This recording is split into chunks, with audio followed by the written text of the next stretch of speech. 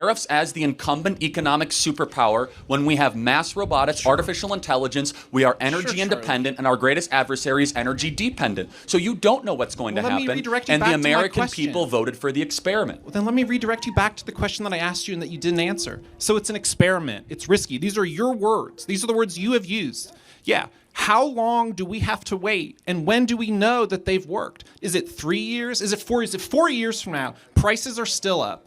Well, prices are not going up. Hiring is going down. No. It's inflation is not going to go down. But it already is, though. You've put a tax. You've increased the cost of something. That's what a tariff does, Charlie. So, Doctor, what's your Bugden. name? Buddington. Bugton. Dr. Bugton Absolutely wrecks this sociology professor, or should I say, sociology professor. This soy boy of a professor over here who's teaching your kids tries to come in here and complain about my tariffs, my lefty talking points. And of course, Charlie Kirk has to set him straight in front of a bunch of all these people. Let's see Charlie Kirk send away this soy boy professor with his tail between his legs. Before we start, I want to say I'm a professor here at WSU, and well, thank you for no, don't boom. What do you teach? Fair enough. I'm a sociology professor. I actually teach environment. Oh, sociology professor. All right, you guys can actually boo him. Climate change. Don't worry, that's not my question. I have no desire to talk about that today. Before I start, though, I actually want to surprise you maybe a little bit and say that I appreciate that you're here. If nothing else, hold on. If nothing else, as someone who wants so badly to see our students engaged in politics and the life of the mind, this is great, and you should give yourselves a hand for showing up and be out here to talk about ideas. I do want to focus my question, if I can ask a question rather than doing this whole polemic thing, on the students that are here. So I've taught here for 6 years. I've gotten to know hundreds of our students. Every semester I ask them what they care about, what they want, what concerns them. And I think you probably know this, what scares them the most is that the day that they leave here and they go on the job market, they enter the labor pool, that they're not going to find a job. They're not going to find a job. They're going to have a hard time buying a home. They're not going to be able to afford to have a family. Do you agree with that? Do you all agree with that? Well, largely. Okay. I mean, if they're studying sociology, they might not be able to find a job. Well, but I mean, fair enough. Yeah. You're kind of proving that college is not really a good use of time. So for what it's if worth, the students Charlie, you're talking to can't find jobs, why are they learning from you? Sorry, for what it's worth, Charlie, I mostly don't teach sociology students. I mostly teach students from across campus who are interested in things like the environment and climate change. I teach very few sociology students. There's actually a lot of environmental science, engineering, even finance, more so, accounting. Yeah. A lot of people with the kinds of degrees that you think are very valuable. Anyway, they remain concerned. What I would love to hear from you, genuinely, is what you believe the Trump administration has done in these first 4 months that is making the economic futures of these young people better. Yeah, I mean, look, he's been in office for 80 days, but quite a lot. Number one, the price of oil is already down, so it's easier for everyone here to be able to drive home. The gas is going to be cheaper, which also will lower inflation.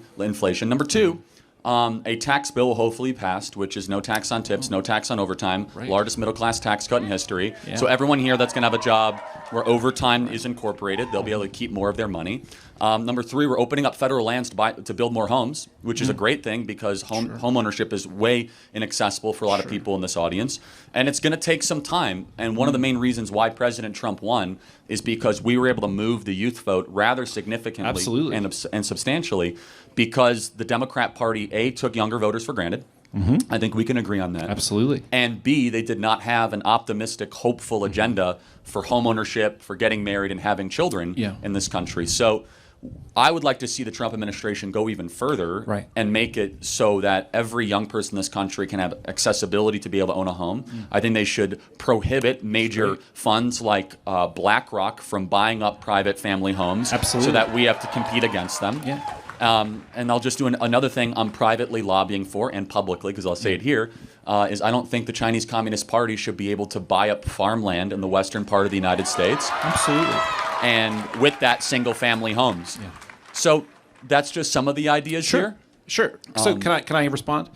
I actually agree with most of what you're saying. I'm not sure that opening up federal lands for housing is going to really solve our housing crisis. I'm not sure lowering the cost of gasoline is really going to deal with the other kinds of inflationary pressures that the Trump administration is putting on the economy, because you didn't really mention the most important thing that he's done, which is place massive tariffs on imports into the United States. Tariffs.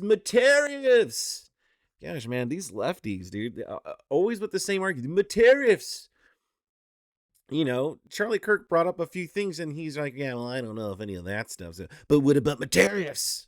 Has caused retaliatory tariffs, which are putting economic pressures on American businesses. So it's not only actually jacking up the price, it's functionally a tax on all of us. We're all just going to pay extra for things that get imported. So there's inflation. But all of this conflict, the import, the cost of living going up, the pressures being put on businesses also means that the odds of a recession are also going up. By every estimate, not just academic economists, but economists from the government, as well as economists who are working in finance or in the private sector.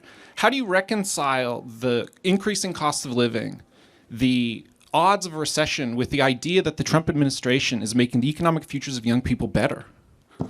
Yeah, I mean, first and foremost, I fully acknowledge that what we inherited from Joe Biden was, no, I mean, of course, you inherit. You want me to prove to you how bad the economy was we inherited? Sorry, just you can laugh and chuckle. Real quick. But I think that the problems facing the American economy are bipartisan. They've been caused by both parties over 40 years. Hold on. Let me prove to you how that's not a Biden true. problem. No. It's not an Obama Time out. problem. It's a Bush and Biden and Obama problem. No, hold on. Allow me to finish my point. Go for it. And the audience, your students, will teach you something. Is that okay? I would love that. Who had a stronger economy, Joe Biden or Donald Trump's first term? It's not. Let me predict what he's going to say. Yeah, but that's because Donald Trump inherited Obama's economy. So you could say it's a bipartisan problem, but when Donald Trump was president, blue-collar workers and young people saw their incomes rise faster than the 1%. When Joe Biden was president, the wealthy got wealthier than any other time in American history. We saw the 1% explode their asset class, and young people and workers had a tougher time. As far as tariffs go, we're still very, let's just say, new into this rather risky experiment that the American people voted for. It could raise prices, or it could end up being where we strike really good trade deals and we sell more of our own products to these countries. Absolutely. And tariffs are a forcing function to open up markets. But I think it's actually really promising that a president is willing to risk even his own political favorability to do something that every other politician has promised, which is to protect the American worker. I really think that's political courage in spades. And I could address the other points, but if you'd like to interject. You're right. Like it's risky. And I think that's an excellent way to frame it. So I guess my follow-up question is, what's the theory behind how this will work? And how long do we need to wait until we give up on the experiment? Well, first and foremost, we don't know whether. So when you are the incumbent economic player, tariffs can help you. The entire world would love to be a consumer economy. We are a consumer economy. But if you are only a consumer economy, that comes with some problems. We don't make vitamin C in this country. It's all made in China.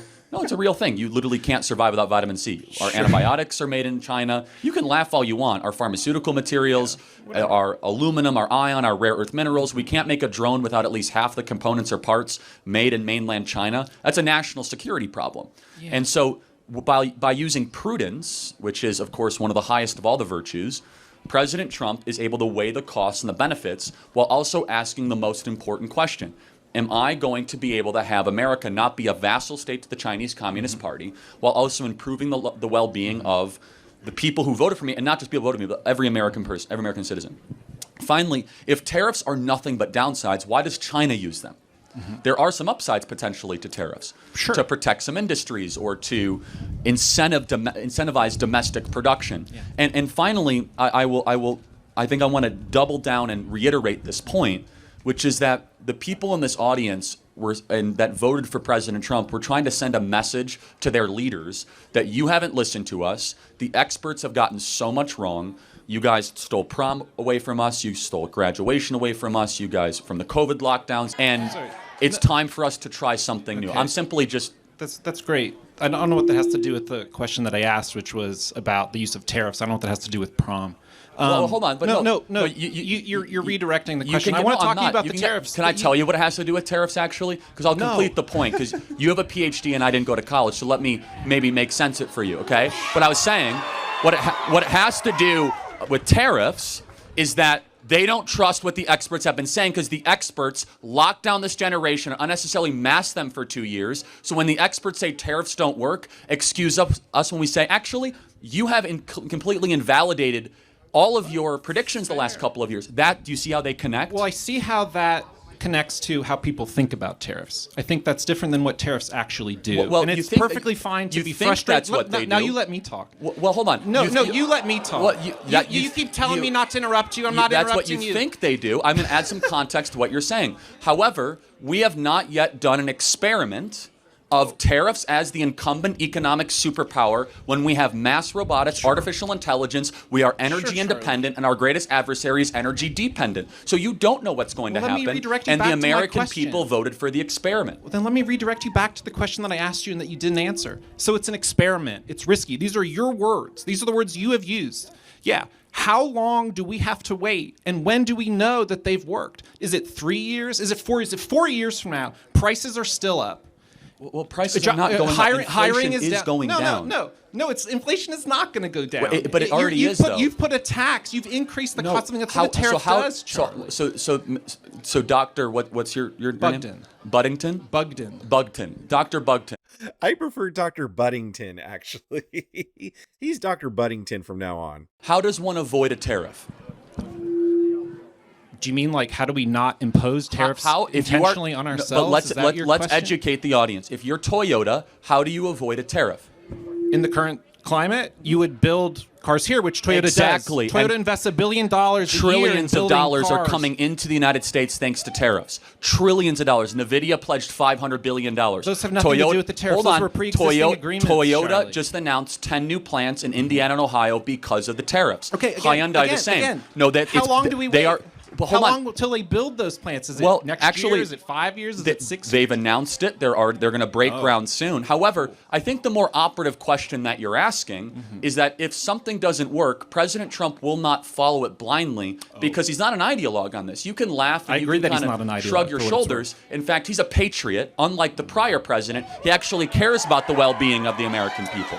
And so if what he is doing with tariffs start to have overwhelming evidence that it's not working for the American people, then he will pivot or adjust. But let me tell you the other component. We're about to pass a massive tax bill in conjunction with the tariff strategy that will make us the most desirable market on the planet to do business. The American worker is about to take more money home than they ever have in the last 50 years. Again, no tax on tips, no tax on Social Security, no tax on overtime. We're going to have a massive middle-class tax cut, an expanded child tax credit, things that the Democrats and Joe Biden refuse to do. President Trump is going to deliver in massive numbers. So I would like to say, despite what the experts say, there's a recession coming, it might be true, but again, this is the same expert class that has completely lost any credibility with the American people the last couple of years.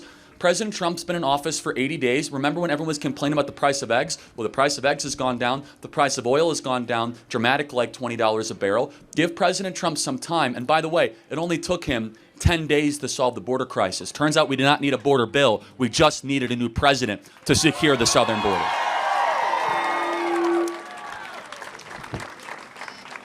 For what it's worth, I haven't had lunch, so I'm going to leave and let the next person talk. Sure. I just want to say, I do want to reiterate my point, and just for you to reflect on and for everyone here to reflect on. It is a risk, and the president has taken an enormous gamble, not with some abstract thing called the economy. It's your future. It's your jobs. It's your ability to get hired. It's the ability to buy a house and have kids. No, you know who took the biggest? I got to interject. And all you need to do, all that anyone should really bother doing, is not to fight about it, but to just pay attention to what actually happens and to reflect on whether what Charlie said is true. That this president is actually a patriot and is actually adapting and is actually doing things to make your life better. Okay? It's good to talk to you, Charlie. They voted for him for a reason because they saw his first term and how well he did and how Joe Biden destroyed the country intentionally. Man, what a complete soy boy that professor is. Just the way he talked. Well, but material. But what about our future? This is who's teaching your kids at these colleges. And you wonder why people think college is a scam. Like, these colleges have become nothing more than indoctrination factories. You know, you have these people that have been indoctrinated, and they're teaching your kids, and they're indoctrinating your kids. So soy. Like, no tea in that man. No tea whatsoever. They're not, these people, they're not really concerned for America, and at least not in the same way that we are. They are just Trump deranged. Like, they have been brainwashed into thinking Trump's like the worst person ever of all time, And so their narrative, like they're talking, it all stems from just Orange Man bad. And that's like the more videos I watch from these, like that's the only thing like I could gather from this, because like the amount of the alarm that they've raised for tariffs, like they never showed when Biden was driving up inflation. In fact, they try to gaslight us and tell us that's not what's going to happen. There's going to be no inflation. And then when inflation, started to happen, then it was, oh, okay, well, here's why it's a good thing why inflation is happening. Like, it's clear that they don't care about what's good for America. They just care about making Trump look bad and nitpicking anything Trump does into trying to convince us, well, this is why Trump is bad. Like, Joe Biden made policies and there was no, see, like, at least with these tariffs, like, at least there's a plan that, like, it's going to level everything out. And that's what people like me are, like, banking on, that for the long term, it's going to work out. There was no long-term plan with Biden. It was just like, let's just put in all these policies.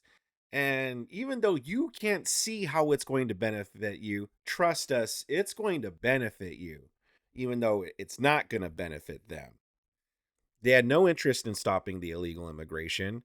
They had no interest in doing anything that really benefit the American people, and anything that they wanted to do, it was very minimal. I recently did a video on James Carville debating David Hogg, and James Carville said it. He's like, the Democrats' job is to beat Republicans. Notice how it's not the Democrats' job is to serve the people or do what's best for the American people. The job of the Democrats is to beat Republicans. Now, I understand you can't serve the people unless you win elections, so I get that part. But it's clear that they don't really have the best intentions of the American people in mind. They just have the Democrat Party, what's best for the Democrat Party in mind. So if they could get into power, beat the Republicans, get into power, and then they could give us things like, oh, okay, like James Carville wanted to tax people making over 400 grand a year and give that to people to help them afford a first-time home. But they do that to buy votes, not because that's actually something that's good for the long-term economy or good for the people long-term. They just want to give us stuff to satisfy us, to shut us up, if you will. And then meanwhile, they could kind of do whatever they want over here. Where with Donald Trump, it seems like he genuinely wants to help the country and make America great again. And that's exactly why we voted for him. That's exactly why he won not only the electoral vote, but the popular vote, all swing states. He won back the Senate. It's because we also want to make America great again. But what did you think about how Charlie Kirk did? What did you think about this Soyboy professor? Leave a comment in the comment section below. Give this video a like if you liked it. If you really liked it, please consider subscribing to my channel. It'll really be helping me out a lot. If you want to see more of Charlie Kirk doing his thing, debating soy boys like this, I have a whole playlist for you on the screen that you could click away and enjoy.